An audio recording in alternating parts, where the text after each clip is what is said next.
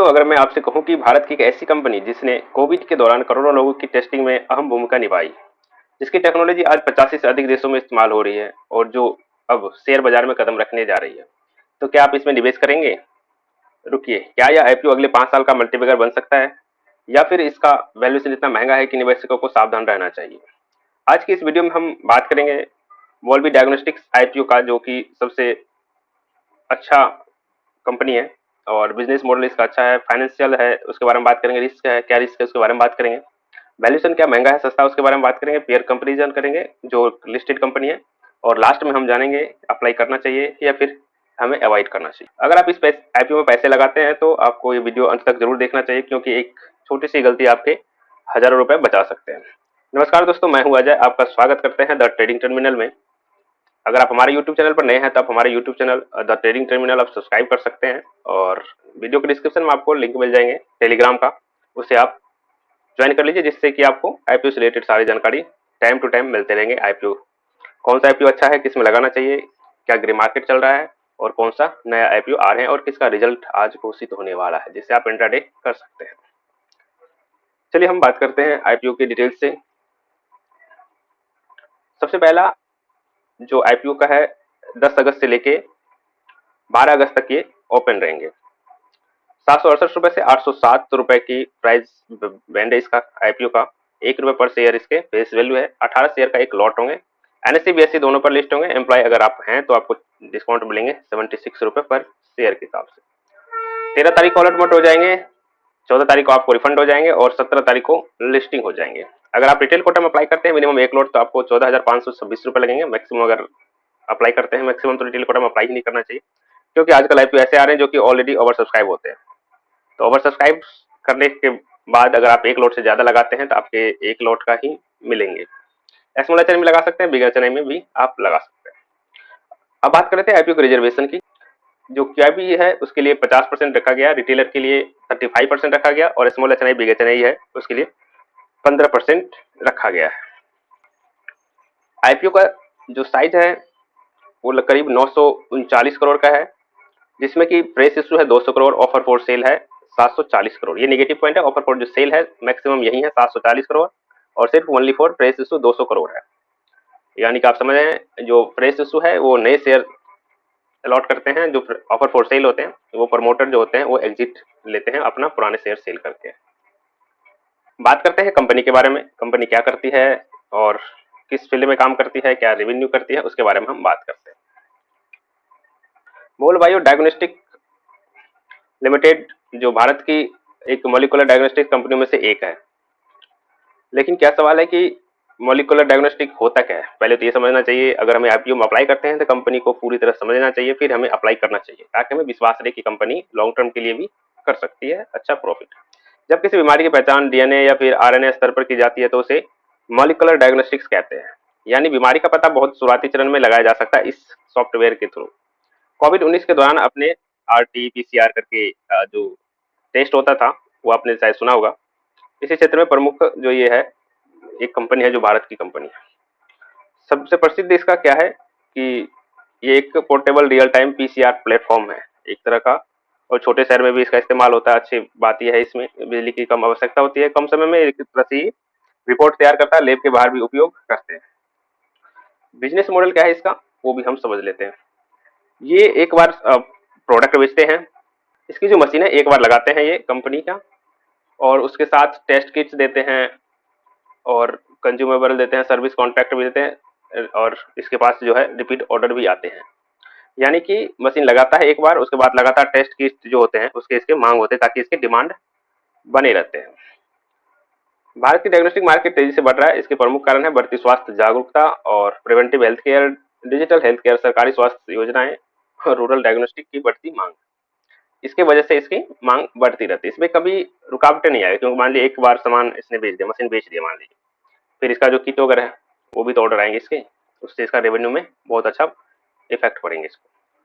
Company का हमने business के बारे में समझ लिया, कंपनी क्या करती है और कैसे पैसे कमाएगी, कमाती है कैसे। अब हम बात कर लेते हैं क्या कंपनी वास्तव में पैसे कमा रही है, इसका क्या रेवेन्यू है, क्या इसके ऊपर डेट है, क्या प्रॉफिट है, और सबसे महत्वपूर्ण बात, क्या 807 रुपए के भाव पर यह आईपीओ सस्ता है या फिर महंगा है। हम इसके फाइनेंशियल हम थोड़ा बात कर लेते हैं, फिर उसके बाद हम इसके पी रेशियो देखेंगे, फिर ग्रे मार्केट देखेंगे, फिर हम देखेंगे क्या हमें अप्लाई करना चाहिए या फिर हमें अप्लाई नहीं करना चाहिए। कंपनी ने 2024 और 25-26 3 साल का अपना फाइनेंशियल डेटा दिया है, जिसमें जो कंपनी का एसेट है अच्छे खासे बढ़ रहे हैं, 1200 करोड़, 1400 करोड़, 2100 करोड़, टोटल इनकम भी अच्छे बढ़े, 800 crore, 1000 crore, 1500-1400 crore. Profit after tax भी उसी तरह बढ़ रहे हैं, 83 करोड़, 139 करोड़ और 164 करोड़। ईबिटा ठीक है, और जो इसके बोर्डिंग है लोन उस तरह से ठीक है, 174 करोड़, 123 करोड़, 400।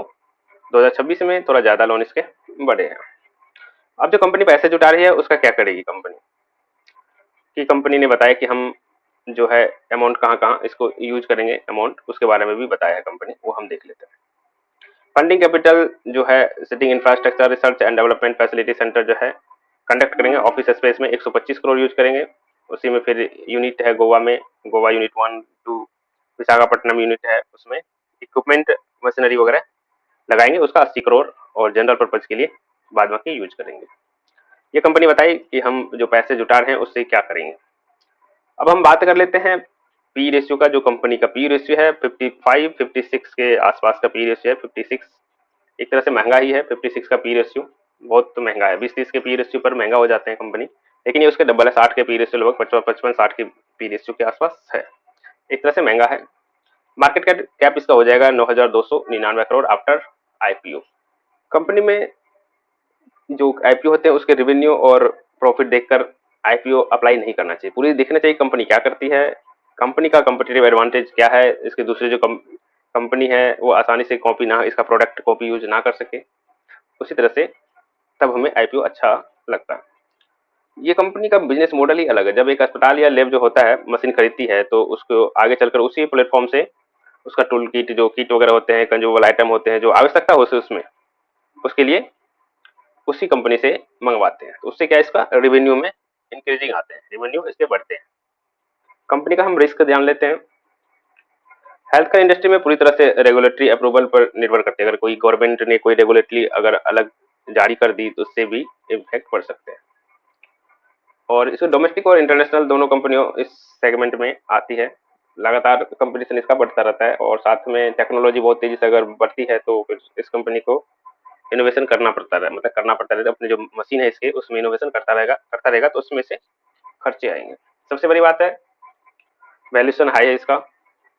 जिस तरह से पी रेशियो पर कंपनी लेकर आ रही है उस तरह से वैल्यूएशन बहुत महंगा लग रहा है। कंपनी के बारे में हम जान लिए, रिस्क भी जान लिए और स्ट्रेंथ भी जान लिए। तो क्या आप अगर इस आईपीओ में अप्लाई करना चाहिए? हाँ, अगर अप्लाई करना चाहिए तो लॉन्ग टर्म के लिए या फिर शॉर्ट टर्म के लिए अप्लाई करना चाहिए। उससे पहले हम जान लेते हैं इसका जो ग्रे मार्केट क्या चल रहा है, उसके बारे में हम जान लेते हैं थोड़ा सा। ग्रे मार्केट, चलिए हम आपको ले चलते हैं टेलीग्राम चैनल पे, जहाँ पे मैं आपको आईपीओ से रिलेटेड सारी जानकारी साझा करते हैं कि क्या हमें कौन सा आईपीओ अप्लाई करना चाहिए, कौन सा आईपीओ अप्लाई नहीं करना चाहिए, क्या ग्रे मार्केट चल रहा है और क्या अभी चल रहा है। देखिए अभी जो करंटली 6 आईपीओ ओपन है, आरदे, लिप, टेक्नोक्राफ्ट, धूट, मिल्की मिस्टी और सिप रॉकेट करके हैं। और हम जो बात कर रहे हैं अभी मॉलबी करके है। मॉलबी का भी हम प्रीमियम डाले नहीं थे, एक मिनट चेक कर लेता हूँ। मॉलबीओ का जो ग्रे मार्केट है लगभग 28% के आसपास है। ग्रे मार्केट मैंने अपडेट किया अभी टेलीग्राम पे, क्योंकि इसका अभी जो इसमें ग्रे मार्केट डालना भूल गया था। इसमें अभी जो करंटली आईपीओ ओपन है लगभग 7 आईपीओ ओपन है, जिसका जो ग्रे मार्केट है सारे का मैंने बता दिया क्या ग्रे मार्केट है।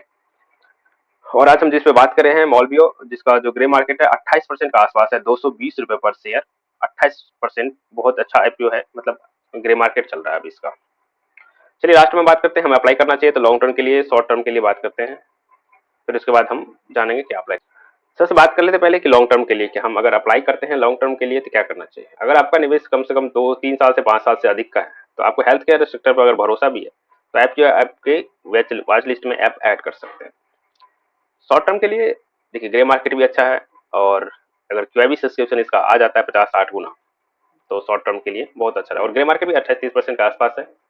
शॉर्ट टर्म के लिए यही है कि आप शॉर्ट टर्म के लिए अप्लाई कर सकते हैं। ग्रे मार्केट अच्छा है, सब्सक्रिप्शन भी अच्छा आ ही जाएगा, और क्या भी रिस्पॉन्स भी इसका अच्छा आ ही जाएगा, क्योंकि ग्रे मार्केट 28% है और आईपीओ भी कुछ ज़्यादा का है नहीं। इस वजह से इसका सब्सक्रिप्शन अच्छा खासा लगभग जाएगा, 50-60 गुना से कम सब्सक्रिप्शन नहीं जाएगा इसका। अगर आप लिस्टिंग गेन के लिए रखते हैं और अगले दिन बेचने के उद्देश्य से लगाते हैं आईपीओ, तो आप बिल्कुल आप इसमें अप्लाई कर सकते हैं। तो कैसा रहा वीडियो जरूर कमेंट करके जरूर बताइएगा, और ये आईपीओ एनालिसिस कैसा आपको लगा जरूर बताइएगा। और हमारे द ट्रेडिंग टर्मिनल को आप सब्सक्राइब कर लीजिए, जिसमें आपको आईपीओ से रिलेटेड सारी जानकारी मिलते रहेंगे। और वीडियो के डिस्क्रिप्शन में आपको टेलीग्राम का लिंक मिल जाएंगे, जिसमें आपको आईपीओ से रिलेटेड सारी जानकारी मिलते रहेंगे। क्या अप्लाई करना चाहिए, क्या अप्लाई नहीं करना चाहिए, हम इसमें आपको सारी जानकारी देते हैं कि हाँ इस आईपीओ में अप्लाई करना है, इसमें आपको अप्लाई नहीं करना है। चलिए मिलते हैं नेक्स्ट वीडियो में, तब तक के लिए जय हिंद।